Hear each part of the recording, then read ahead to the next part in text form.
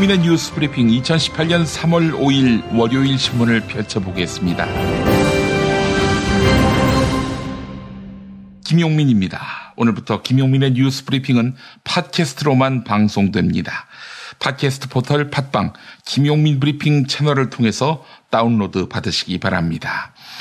오늘 새벽에 나온 종합일간지 헤드라인 살펴볼까요? 크게 세 갈래입니다. 우선 대북 특사단 파견인데요. 우선 동아일보입니다. 김정은 면담 후 트럼프, 시진핑도 만난다.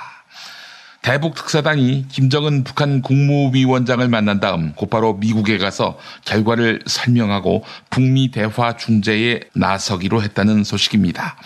그리고 이달 안으로 시진핑 중국 국가주석을 면담하고요. 한국일보는 대북 특사, 평양 이어 워싱턴 방문, 북미 중재 운명의 한 주 이런 제목을 달았고요. 서울신문은 북미 대화 중재 특사단 오늘 평양 간다. 정의용, 서훈, 투톱 등 10명 파견. 내일 서울로 돌아온 뒤 곧바로 미국을 방문해 성과 설명하기로. 한편 트럼프 미국 대통령 김정은 위원장과 직접 대화를 배제하지 않는다. 이런 소제목도 달았습니다. 세계일보는 대북 특사의 정의용과 서훈 오늘 방북. 한겨레는 대북 특사단 오늘 방북 김정은을 만난다. 이런 제목을 달았습니다. 계속해서 경향신문 볼까요? 남과 북 이제 더 자주 만나야 해요. 고 김대중 전 대통령 부인 이희호 여사 인터뷰가 실렸습니다. 문재인 대통령과 김여정 부부장 만남을 두고 이희호 여사 좋아요, 아주 좋아요라고 평했는데요. 미투 문제에 대해서는 격앙된 목소리로 여성들을 인격적으로 대해야 이렇게 말했습니다. 이번엔 국민일보 82년생 김지영을 누가 만들었나. 어릴 때부터 스며든 몹쓸짓, 아동, 초중고 성인까지 관습이라는 미명 아래 다양한 성폭력이 가해졌다고 지적합니다. 중앙일보입니다. 미투 상담을 하는 사람이 연 10만 명. 그런데 유명인이 가해자가 아니면 묻힌다. 이주 여성은 피해를 당하고도 출국당할까봐 신고 못하고 계약직 알바는 해고될까봐 침묵하며 남성 피해자는 창피해서 소갈이를 하고 있다. 사회적 약자 목소리 귀 기울여야 한다. 이런 내용입니다. 마지막 갈래는 오늘 창간 98주년 기념호를 낸 조선일보입니다. 마크롱이 70년 프랑스병을 수술한다. 이렇게 돼 있습니다. 경제 정상들이 먼저 뛴다. 연속 기획으로 첫 번째 마크롱 프랑스 대통령을 꼽았습니다. 누구도 손 못 대던 노동개혁. 거센 반발을 뚫고 승부수 던졌더니 글로벌 기업이 4조 원 들고 몰려들었다. 이런 내용입니다. 노동개혁. 말하자면 쉽게 노동자를 해고하는 개혁을 했더니 잘 되더라. 이런 이야기입니다. 언제 한국 노동자들 프랑스처럼 한 달만 대접하고 그런 소리를 해도 했으면 좋겠네요. 자, 오늘의 헤드라인 살펴봤습니다. 오늘의 포인트는 역시 대북 특사 파견이지요. 이와 관련해 두 신문의 사설 비교 대조해 보겠습니다. 먼저 조선일보. 대북 특사는 김정은에게 상황 오판을 경고해야 한다. 북이 비핵화 결심을 하지 않으면 미북 대화는 없으며 미북 대화 없이는 남북 대화도 지속 가능하지 않고 남는 것은 더 강력한 대북 제재와 미국의 군사 조치뿐이라는 사실을 정확하게 알려야 한다. 한국 정부가 북과 한 편이 돼서 핵 있는 평화를 받아들이도록 미국을 설득해 줄 것이라는 기대가 터무니없는 환상이라고 분명히 인식시켜야 한다. 네, 이런 내용이고요. 다음은 한겨레입니다. 비핵화 아니면 대화 중단이라는 식으로 윽박지르는 야당과 보수 언론의 수구 냉전적 태도는 합리적이지도 않고 현실성도 떨어진다. 자유한국당은 북한이 핵을 포기하지 않을 게 뻔하다는 이유로 대북 특사 파견을 비판했는데 전형적인 묻지마 반대다. 특사단 명단이 나온 뒤에도 서훈 국정원장 특사 불가론을 되풀이 제기한 것도 정략적이라는 비판을 피하기 어렵다. 사절단이 한반도 정세를 위기에서 평화로 전환하는 첫 단추를 끼우고 돌아오기를 온 국민이 소망하고 있다. 네, 여러분 생각은 어떻습니까?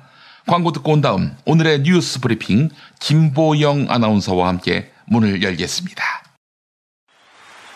바보 멸치! 바보 멸치! 저 바보 멸치는 멸치도 맛있는 생선임을 증명하겠습니다.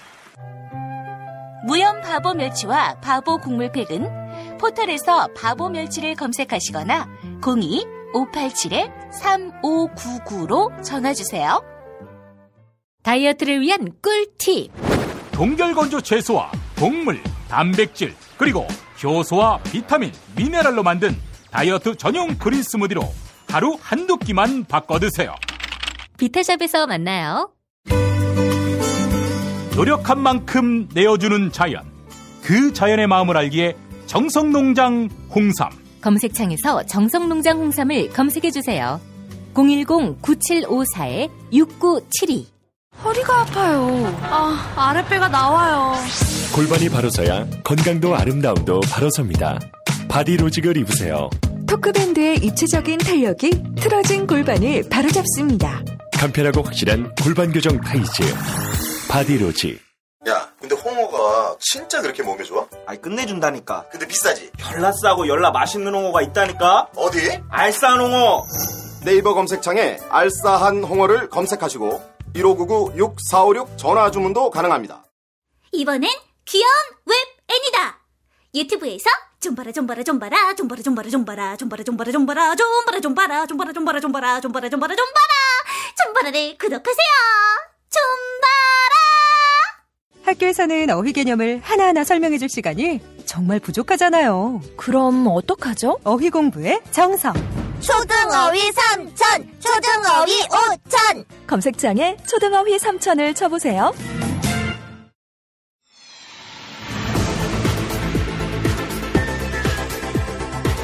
잠시 후 김용민의 뉴스 브리핑과 함께 하시겠습니다. 정의용 청와대 국가안보실장을 단장으로 하는 대북특사단이 오늘 북한 평양을 방문합니다. 대북특사단은 1박 2일 일정으로 평양에 머물며 북한 김정은 노동당 국무위원장에게 문재인 대통령의 친서를 전달할 예정입니다. 대북특사단은 정의용 안보실장을 비롯해 서훈 국가정보원장과 천혜성 통일부 차관, 김상균 국정원 2차장과 윤건영 청와대 국정상황실장, 그리고 실무진 5명까지 모두 10명으로 꾸려졌는데요. 청와대가 특사단의 의미와 방북 일정을 설명했습니다. 윤영찬 청와대 국민소통수석의 브리핑 들어보시죠. 문재인 대통령은 5일 정의용 국가안보실장을 수석 특별사절로 오는 특별사절단을 북한에 파견키로 했습니다. 특별사절단 방북은 이번 평창올림픽에 김정은 북한 국무위원장이 파견한 김여정 특사 방남에 대한 답방의 의미가 있습니다. 특별사절단은 특히 한반도 비핵화를 위한 북미 대화 여건 조성, 남북교류 활성화 등 남북관계 개선 문제 등을 포괄적으로 논의할 예정입니다. 특히 특사단을 이끄는 정의용 실장은 이른바 미국통으로 통하고 있죠. 문재인 정부 초기 미국과의 긴밀한 협의를 주도하며 대외 정책을 책임져 왔습니다. 또한 서훈 국정원장은 대북통으로 불리고 있는데요. 정의용 실장과 서훈 국정원장을 함께 보내는 것은 북한과 미국의 대화를 반드시 성사시키고 남북관계를 더욱 진전시키겠다. 이런 문재인 대통령의 의중이 반영된 것으로 풀이됩니다. 정의용 실장은 평양을 다녀온 뒤 미국 워싱턴을 방문해 북한과의 논의 내용을 공유할 예정입니다. 동아일보는 이달 안에 시진핑 중국 국가주석과도 만나서 방북 성과를 설명한다고 하지요. 북한은 과거 한반도 비핵화는 선대의 유훈이라는 입장을 밝힌 바 있었습니다. 이를 재확인하기 바랍니다. 미국 또한 북한과의 대화를 동북아시아 평화의 큰 그림 아래 진정성 있고 성실하게 진척시키기를 바랍니다. 그런 의미에서 이 소식 매우 반갑게 다가옵니다. 도널드 트럼프 미국 대통령이 현지 시간으로 지난 3일 북한 김정은 노동당 국무위원장과의 대화를 배제하지 않겠다 이렇게 말했다는 소식입니다. 하지만 트럼프 대통령이 북한과 정상회담을 하겠다는 의지가 있는지 이건 불분명하다 이런 관측도 나오고 있습니다. 트럼프 대통령의 발언이 미국 언론인들과 농담을 주고받던 자리에서 나왔기 때문입니다. 트럼프 대통령은 중견 언론인 모임 그리디론 클럽의 연례 만찬에 참석했는데요. 이 자리에서 트럼프 대통령은 다음과 같이 말했습니다. 며칠 전 북한이 전화를 걸어와 대화하고 싶다고 말했다. 이에 미국도 그렇다고 말했지만 비핵화를 해야 한다고 답변했다. 이어서 트럼프 대통령은 김정은 국무위원장과의 직접 대화도 배제하지 않을 것이다. 이렇게 덧붙였는데요. 영국의 국제통신사 로이터는 이 발언이 농담인지 아니면 공식적인 북미 대화가 임박했던 것인지는 분명하지 않다. 이렇게 전했습니다. 트럼프 대통령이 미치광이인 나와 협상하는 리스크는 김정은 국무위원장이 질 것이다. 이런 농담을 쏟아냈기 때문입니다. 한편 김홍걸 민족화해협력 국민협의회 대표 상임의장은 북한은 사용할 수 있는 카드를 다 썼다. 이번 대북 특사가 북미 대화를 만들어낼 좋은 기회다. 이렇게 평가했는데요. TBS 라디오 색다른 시선 김종배입니다. 일부 들어보시죠. 김종배 시사평론가의 질문과 김홍걸 민화협 대표 상임의장의 답변입니다. 얼마 전에 그 박람회했다가 돌아간 김영철 통일전선부장의 박람 기간 동안에 상당히 구체적인 이야기가 진척이 됐고 이번에 바로 이어서 특사 보내겠다고 문재인 대통령이 이제 입장을 굳히고 트럼프 대통령한테 통보를 한 거 아니겠습니까? 그러면 이미 밑도론 깔았다 이렇게 보시는 거예요, 그러면? 예, 그 김영철 통전부장의 방문은 사실은 대부분의 그 대북 전문가들도 예상을 못했던 부분인데, 그렇죠. 네. 어떻게 보면 북측에서 자기네들이 쓸 수 있는 카드는 지금 다 던지고 있거든요. 네네. 그러니까 우리도 사실 이것이 한편으로는 좋은 면도 있지만 좀 부담되는 면도 있죠. 근데 어쨌든 이번이 그 북측으로부터 북측의 최고 지도자를 만나서 이 어떤 양보를 받아내고 통 큰 결단을 받아내서 그것으로 북미 대화를 만들어낼 이 좋은 기회라고 보는 거죠. 미국 트럼프 대통령이 변덕스럽다. 북한 김정은 위원장도 만만치 않다. 이런다고 벌써부터 절망할 이유는 없겠지요. 적어도 문재인 대통령은 양측으로부터 신뢰를 얻는 상황이고 남북 대화 경험이 풍부한 서훈 국정원장에 더해 미국 안보라인과 호흡을 맞춰온 정의용 안보실장이 수석으로 나서고 있습니다. 진인사 대천명의 글귀를 시전할 기반이 갖춰져 있는 것입니다. 주사위를 던진 아침입니다. 아베 신조 일본 총리가 해상자위대의 호위함, 이즈모함에 대해 다양한 검토를 하는 것은 당연한 일 아니냐 이렇게 강조했습니다. 그간 일본이 공격용 항공모함 보유를 추진하는 것 아니냐 이런 의혹이 있었는데요. 사실상 인정한 것입니다. 일본 해상자위대의 호위함 이즈모함은 헬기용 항공모함인데요. 요미우리 신문에 따르면 아베 총리는 이즈모함을 전투기 이착륙이 가능한 정규 항공모함으로 개조하겠다는 뜻을 밝혔습니다. 오노데라 이스노리 일본 방위상 역시 F-35B 스텔스 전투기와 무인기를 이즈모함에서 이착륙시킬 수 있는지 조사하고 있다고 밝혔습니다. 하지만 항공모함 보유 자체가 헌법 위반이란 주장이 만만치 않습니다. 그동안 일본 정부는 적국을 파괴하기 위한 무기를 보유하는 건 평화헌법 구조에 근거한 전수방위의 범위를 벗어난다. 공격형 항공모함은 허용되지 않는다. 이렇게 국회에 설명해 왔습니다. 하지만 일본 정부는 현재 방어를 위한 항공모함은 보유할 수 있다. 이런 주장을 펴고 있는데요. 독도와 위안부 문제를 연구하는 일본계 한국인 호사카 유지 세종대 교수는 일본은 잘못된 역사교육 풍토를 가지고 있다. 이렇게 지적했습니다. MBC 라디오 양지열의 시선 집중을 통해 방송된 호사카 유지 세종대 교수 그리고 프로그램 진행자 양지열 변호사의 발언 들어보시죠. 문재인 대통령의 입장은 그 촛불 시위, 촛불 혁명의 뿌리가 3.1 독립운동에 있다. 이러한 입장에서 바로 비폭력적인 시위의 시작이었다. 3.1 독립운동이 이러한 뜻에서 어제 그 3.1 독립운동 제의원의 행사에 참여도 하셨고요. 그럼 역사적인 뜻이 아주 깊은 곳에 있습니다. 그러나 일본 사람들은 거기에 대해서 아는 사람이 거의 없기 때문에 상당히 그 다시 한국에서 항일, 반일 운동이 대통령을 시작해가지고 본격화되었다 이 정도로 안 좋게 보고 있는 거죠. 그 숨은 깊은 뜻에 대해서는 이해하기가 어렵기 때문에 그냥 일본의 일반적인 분들이 볼 때는 이 대통령이 나서서 우리 일본을 싫어하고는구나 이렇게 생각할 수밖에 없다는 말씀이시죠? 예, 그런 것입니다.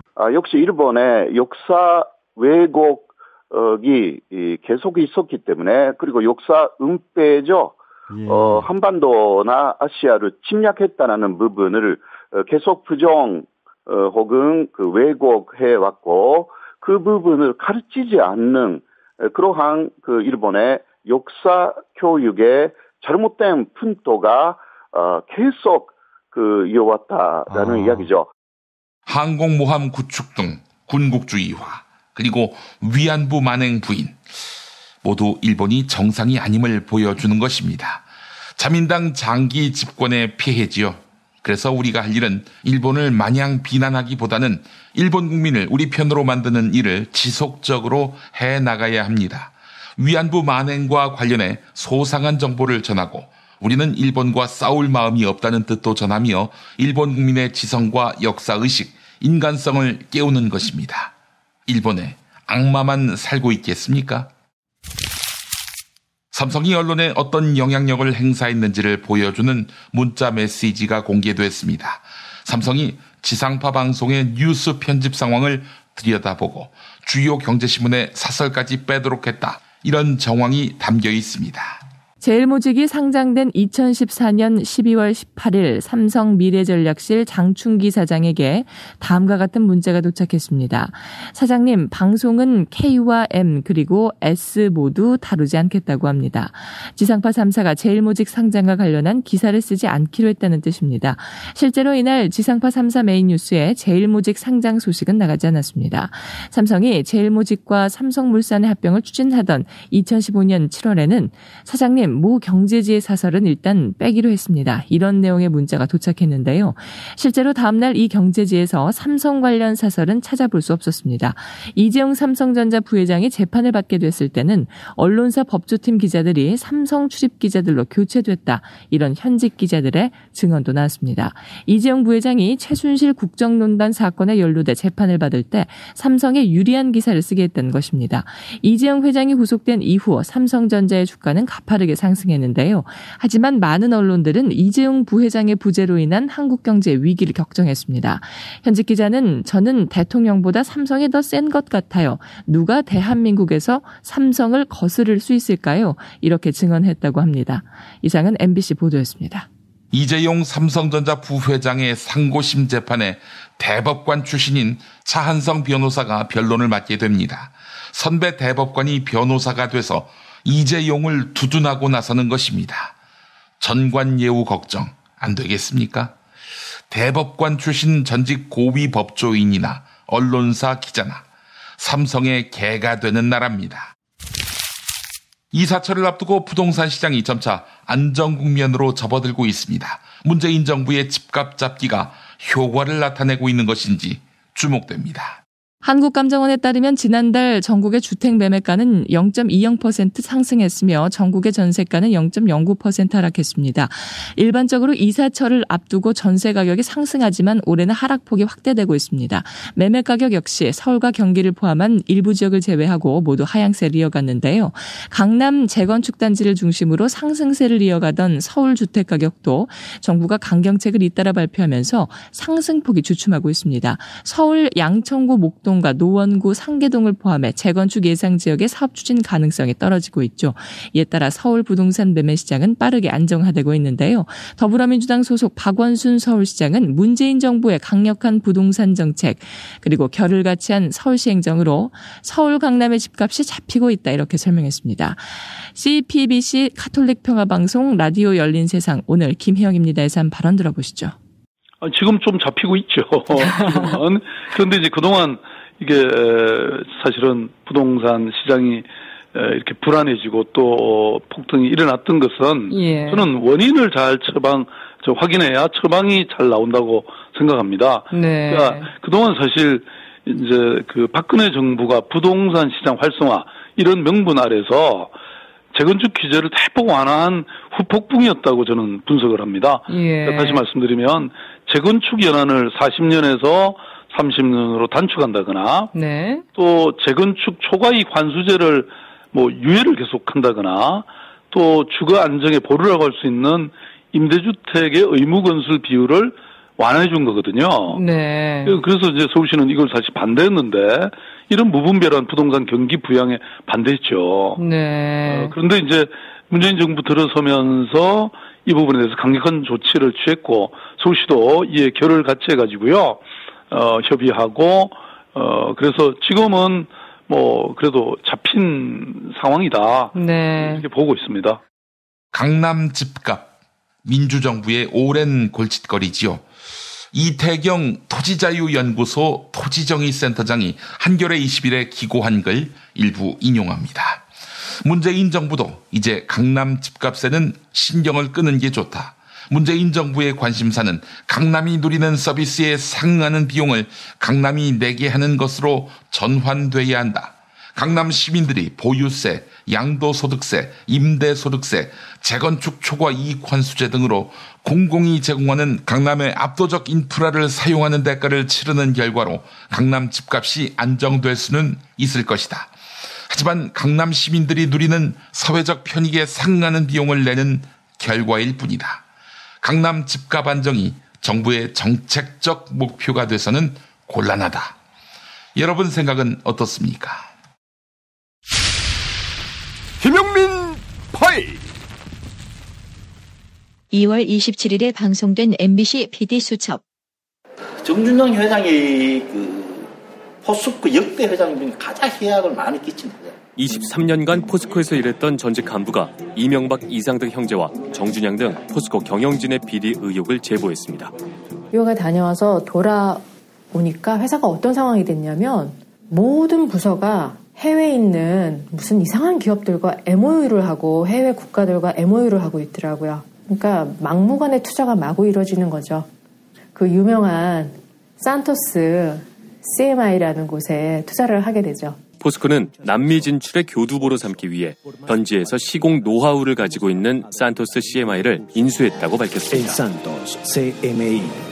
산토스 CMI는 어떤 회사일까?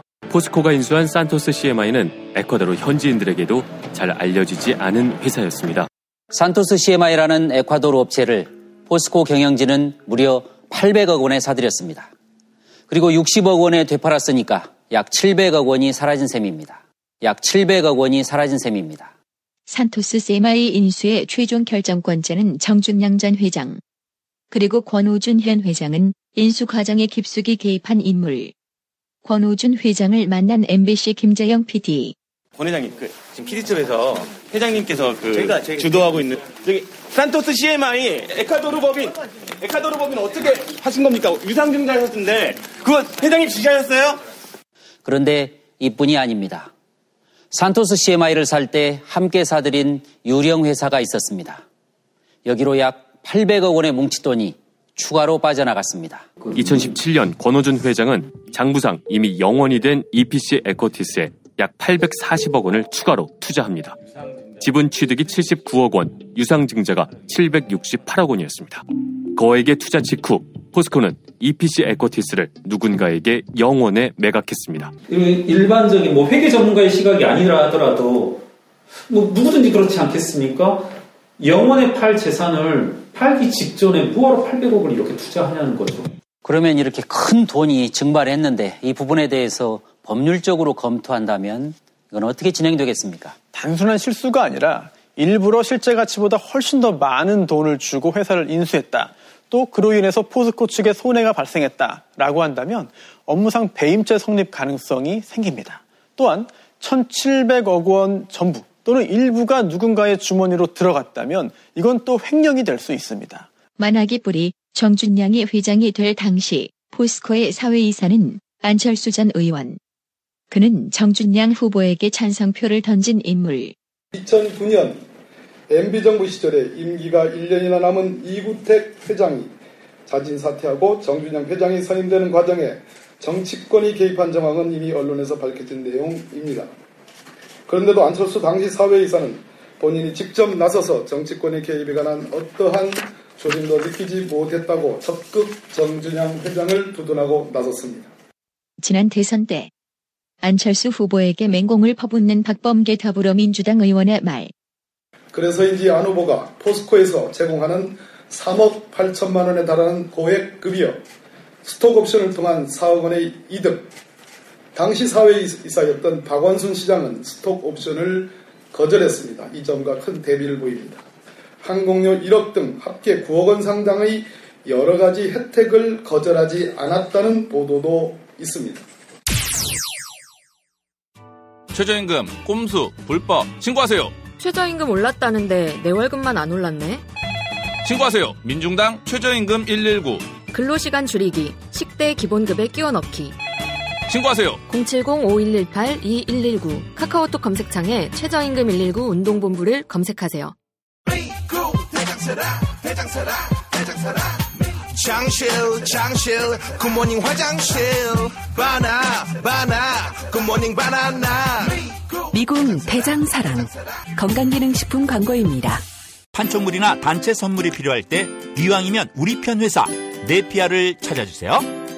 인터넷 검색창에 네피아를 치시거나 032-519-4800으로 전화주시면 친절하게 상담해드립니다. 그런데 상품은 뭔가요? 네피아를 가서 고르세요. 3만 가지가 넘는 물품이 있어요. 오늘 녹음 끝나고 한 잔? 술 끊는다며. 새해가 되면 술 끊겠다는 결심들 많이 하시는데요. 네. 쓸데없는 짓 하지 마시고요. 네, 술친구미 있잖아요. 네이버에 술친구를 검색하세요. 멀쩡합니다. 진짜. 입맛 없으신 부모님, 공부하는 우리 아이들 야식거리, 손님 맞이 음식까지 참 걱정이네, 걱정이야. 이제 이런 걱정 끝! 믿을 수 있는 남도 먹거리 쇼핑몰이 있으니까요. 전통 방식 그대로 100% 한우 나주곰탕과 현미 쌀국수로 가족의 건강을 책임집니다. 다음 포털에서 남도 먹거리를 검색하세요. 생활인을 위한 꿀팁. 집 두 채에 월 10,000원 화재보험 카페. 화재 배상, 심지어 도난 피해까지. 여기에 더해 가전제품 고장 수리비까지. 연중 무휴라 언제든 02849-9730. 술자리 많은 요즘 3차까지 달린 당신을 위한 필수품. 전창걸의 새싹 땅콩차. 이제 속쓰림은 잊으세요. 070-8635-1288 070-8635-1288. 쑥 피우면서 한 번에 끊는다. 쑥 건양초. 구입문의 080-907-5500. 성규리 씨는? 네, 저는 완전히 끊었습니다. 쑥 건양초. 한국금연과학.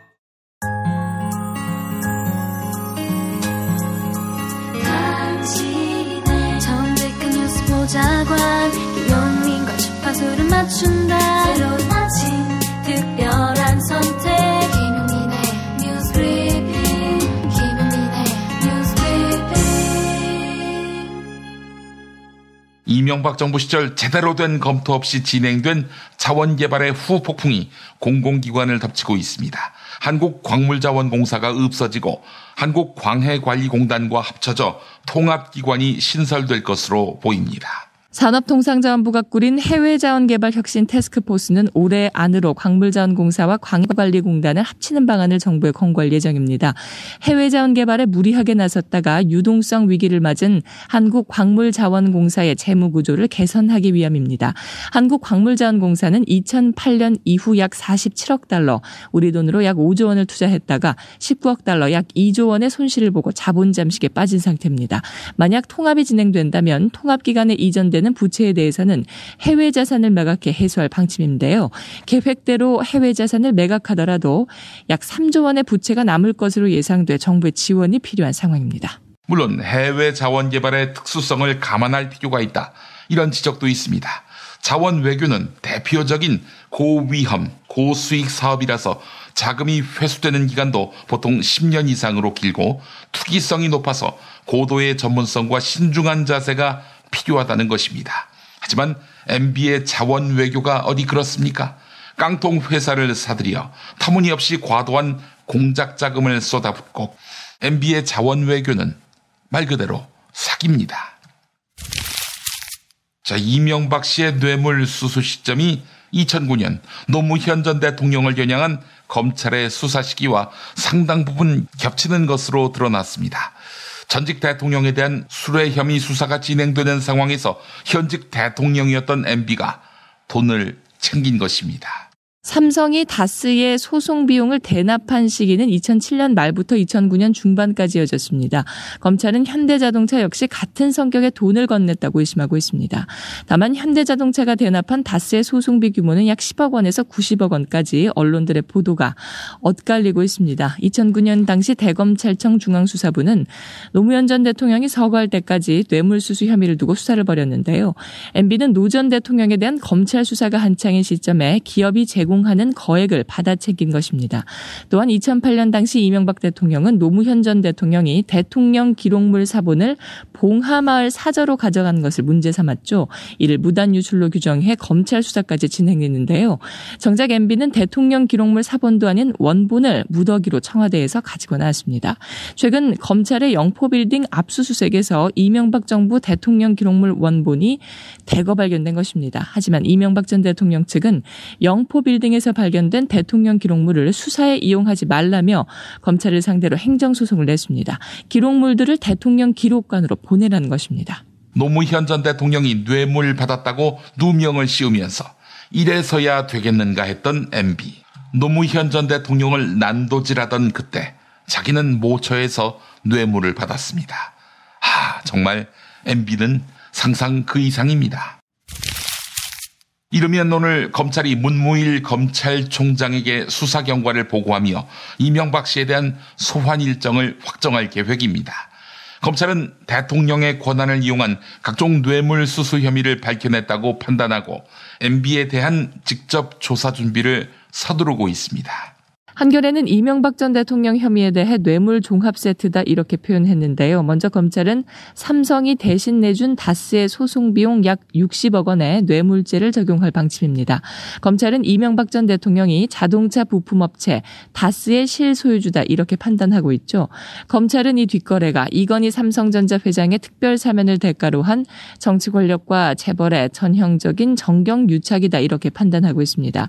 김소남 전 새누리당 의원이 비례대표 공천을 대가로 MB에게 4억 원을 견낸 혐의도 매관매직 범죄로 규정했습니다. 이명박 전 대통령이 받아 챙긴 수뢰액은 모두 100억 원이 넘을 것으로 전망됩니다.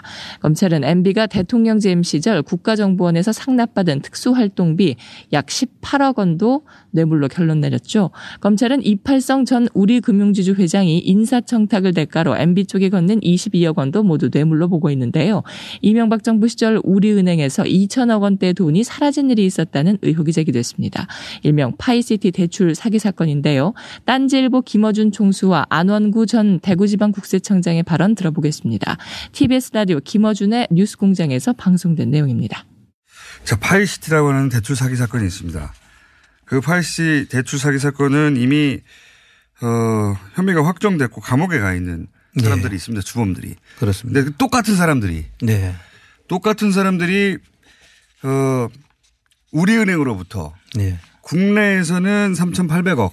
네. 그다음에 우리은행의 중국 지점으로부터는 470억. 네. 그래서 대략 4,270억, 4,300억 가까이 되는 돈을 대출을 받았습니다. 똑같은 사람들이, 감옥에 가 있는 사람들이. 그렇습니다.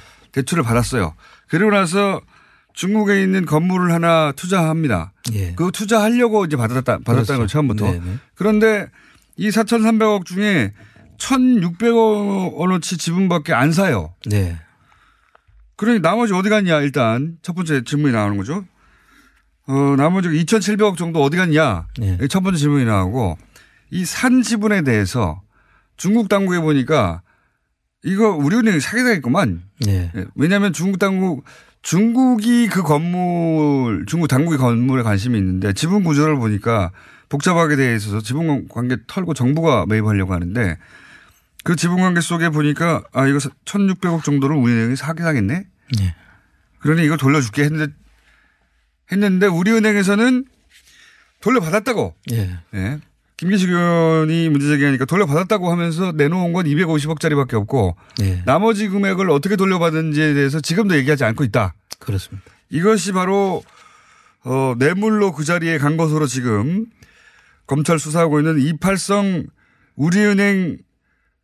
우리금융 회장이 있을 때 벌어진 일이다. 예. 그래서 계속 그 뒤에 이순우 행장, 그다음에 이강구 행장까지 이어지는 과정에서 일들이 계속 진행되는 겁니다. 이게 재밌는데요.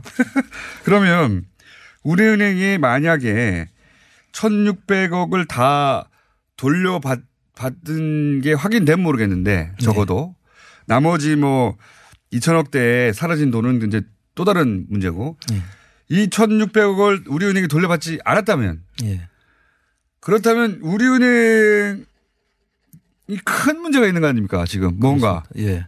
우리은행도 이게 공범이거나 그렇게 의심받을 수밖에 없는 상황이잖아요. 당연한 이야기입니다. 검찰은 수사가 충분히 이루어졌다고 판단하고 이르면 오늘 이명박 전 대통령에게 출석을 통보할 예정입니다. MB 측에 조사 날짜를 제시한 뒤 시기를 조율할 것으로 보이는데요. 전직 대통령에 대한 예우 차원에서 조사 날짜를 정하는데 어느 정도 여유를 줄 것으로 예상됩니다. 조사 거부와 같은 돌발 상황이 없다면 MB는 이번 달 셋째 주 정도에 검찰 포토라인에 설 가능성이 높습니다. 언론은 신중하게 쓰는데 저희가 파악한 바에 따르면 검찰은 MB 구속을 결심한 것 같습니다. 사실 이런 MB를 구속하지 않는다면 누구를 구속하겠습니까? 성추행 논란에 휩싸인 고은 시인이 첫 공식 입장을 내놓았습니다. 부끄러울 행동을 한 적이 없고 집필을 계속할 것이다. 이렇게 밝힌 것입니다. 지난해 12월 최영미 시인은 시 괴물을 발표하면서 고은 시인의 성희롱을 폭로한 바 있죠. 지난달 고은 시인은 30년 전 일이라 정확한 기억은 없다. 당시 행동이 오늘날 성희롱으로 규정된다면 잘못된 행동이라 생각하고 뉘우친다. 이렇게 한겨레와 인터뷰했는데요. 고은 시인은 성명 발표를 통해 나는 이미 나의 행동을 뉘우친다고 밝힌 바 있다. 그러나 상습적 추행 혐의는 단호하게 부인한다고 주장했습니다. 이어서 한 인간이자 시인으로 내 명예가 실추되는 일은 없을 것이다. 나의 집필 활동도 계속될 것으로 믿는다고 덧붙였습니다. 이러한 성명은 고은 시인 작품의 영국 출판권을 갖고 있는 블루텍스 북스 출판사를 통해 발표됐는데요. 언론과의 접촉도 끊었던 고은 시인이 한 달 만에 외국 출판사를 통해 유감과 집필 활동 의사를 밝힌 것입니다. 한편 최영미 시인은 자신의 SNS에 나중에 문화예술계 성폭력을 조사하는 공식기구가 출범하면 나가서 상세히 밝히겠습니다. 이런 글을 올렸습니다. 고은 시인의 외신 인터뷰와 때를 같이해 고은 시인의 단골 술집의 주인으로 알려진 여성 한모 씨가 입을 열었습니다. 1993년 서울 종로 한 술집에서 여성이 포함된 많은 사람들 앞에서 고은 시인이 자위 행위를 했다는 최영미 시인의 폭로가 있었지요. 이에 대해 술집 주인은 거짓말이라고 반박했습니다. 고은 시인이 승려 출신이라는 자긍심이 항상 있었고 입으로는 수없이 기행적인 행동과 성희롱 발언을 언급했을지언정 의자 위에 등을 기대고 누워 바지 지퍼를 내리고 자신의 아랫도리에 손을 넣고 만지고 그런 추태적 성추행 기행을 했던 기억은 아닌 것으로 안다고 했습니다. 진실은 무엇일까요? 평소 알고 지내던 여성을 성폭행하려다 다치게 한 혐의로 전직 국회의원에 대해 구속영장이 신청됐습니다. 그 전직 국회의원 새누리당 소속이었습니다. 이 전직 국회의원은 지난해 11월 한 숙박업소에서 50대 여성을 성폭행하려다 다치게 한 혐의를 받고 있습니다. 이 전직 국회의원은 새누리당 소속 제19대 비례대표위원을 지냈던 인물인데요. 2016년 20대 총선에서는 공천을 받지 못했습니다. 50대 여성은 숙박업소에서 도망쳐 성폭행 위기를 모면했으며 사건 발생 이틀 뒤에 고소장을 경찰에 제출했습니다. 전직 국회의원은 강제성은 없었다. 이런 취지로 경찰에 진술하며 혐의를 부인한 것으로 전해졌는데요. 하지만 경찰 관계자는 숙박업소 입구에 설치된 CCTV에서 여성이 강제로 끌려가는 모습이 포착됐다. CCTV와 목격자 진술을 취합한 결과 혐의가 입증됐다고 판단돼 구속영장을 신청했다고 말했습니다. 이런 사람이 국회의원까지 했네요. 비례대표로 해서 공천을 준 당은 새누리당입니다. 탄핵 때문에 이야기를 전달을 하려고 해도 길을 막고 듣질 않아요. 패족 수준으로 쪼그라든 한국 보수. 회생의 길은 과연 있을까? 변화된 정치 환경, 갈 길 잃은 보수에게 새로운 희망을 제시한다. 애국 박보스의 화려한 부활과 집권을 위한 본격 가이드. 김용민의 신간, 보수를 지켜라. 진중권도 투표하는 보수 정당. 광주에서도 일당이 될 수 있는 보수 정당. 젊은이들의 입당이 줄을 잇는 보수 정당. 언제까지 민주당 정의당을 부러워만 할 것인가? 부러우면 진다니까? 자유한국당 당원 김용민이 쓴 보수를 지켜라. 이김에서 나왔습니다.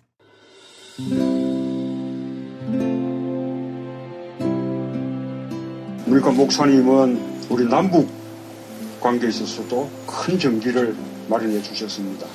늦봄 문익환 목사 탄생 100주년. 민주화와 통일운동을 위해 11년 4개월간 옥고를 마다하지 않은 행동하는 양심. 오늘 우리가 누리고 있는 이 민주주의 또 문익환 목사님 덕분이 아주 큽니다. 그가 24년 동안 살았던 서울 강북구 인수봉로 통일의 집이 6월 1일 문익환 통일의 집 박물관으로 거듭납니다. 사람들이 이렇게 항상 북적북적 이렇게 했던 공간이라 아버지한테만 아니라 우리 모두들한테 굉장히 큰 의미가 있는 통일의 역사를 기억하며 통일의 길을 모색하는 문익환 통일의 집 박물관 기념사업 추진위원으로 함께해 주시겠습니까? 이건 단지 어떤 유가족들의 유산이 아니라 우리 시대가 가지고 있는 유산이기 때문에 자세한 안내는 포털 사이트에서 문익환 통일의 집을 입력해 주세요.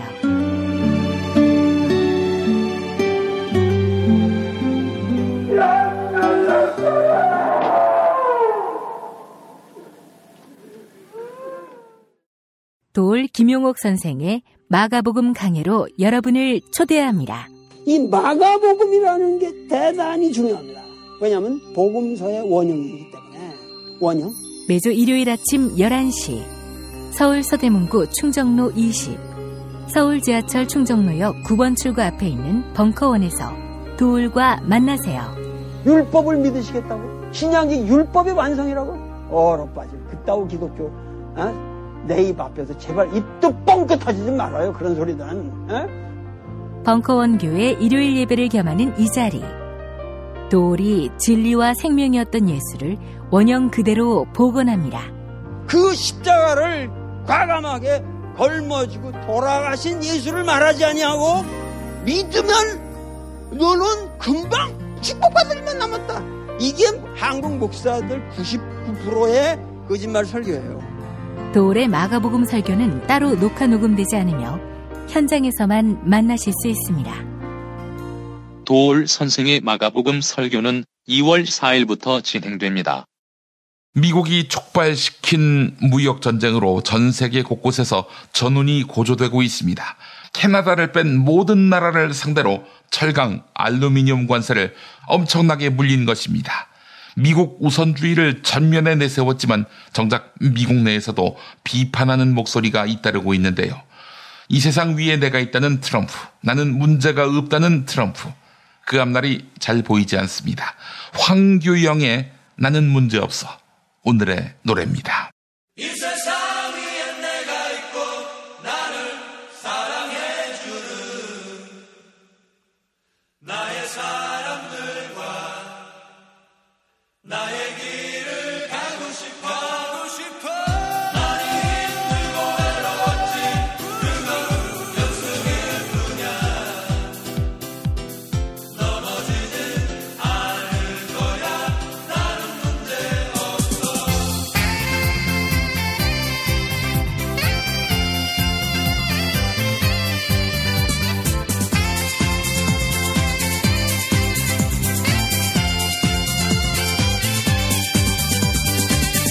짧은 하루에 몇 번씩 같은 자리를 맴돌다 때론 어려운 시련에 나의 갈 곳을 잃어가고 내가 꿈꾸던 사랑도 언제나 같은 자리야 시계추처럼 흔들린 나의 어릴 적 소망들도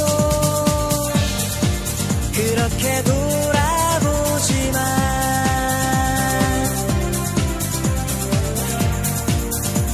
여기서 끝낼 수는 없잖아. 나에겐 가고 싶은 길이 있어.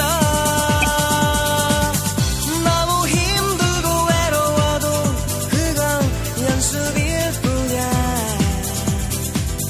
넘어지진 않을 거야. 나는 문제 없어.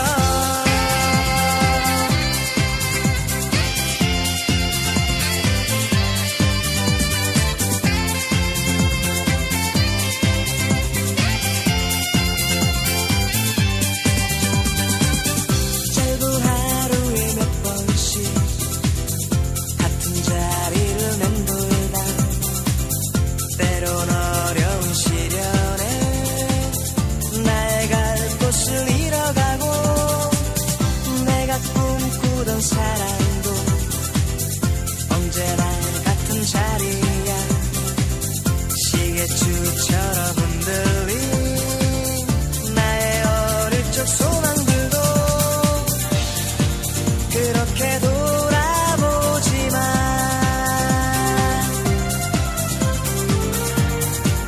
여기서 끝낼 수는 없잖아. 나에겐 가고 싶은 길이 있어. 너무 힘들고 외로워도 그건 연습일 뿐이야. 넘어지진 않을 거야. 나는 문제 없어. 이 세상 위엔 내가 있고 나를 사랑해주는 나의 사람들과 나의 길을 가고 싶어. 많이 힘들고 외로웠지. 그건 연습일 뿐이야. 넘어지진 않을 거야. 나는 문제 없어.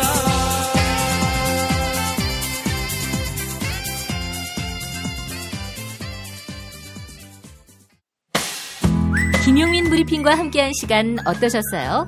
다음 시간에도 보다 바르고 알차며 즐거운 정보로 여러분을 찾아가겠습니다. 팟캐스트 포털 팟빵에서 다운로드하기, 구독하기, 별점 주기, 댓글 달기로 응원해주세요. 잊지 마세요. 다운로드하기, 구독하기, 별점 주기, 댓글 달기.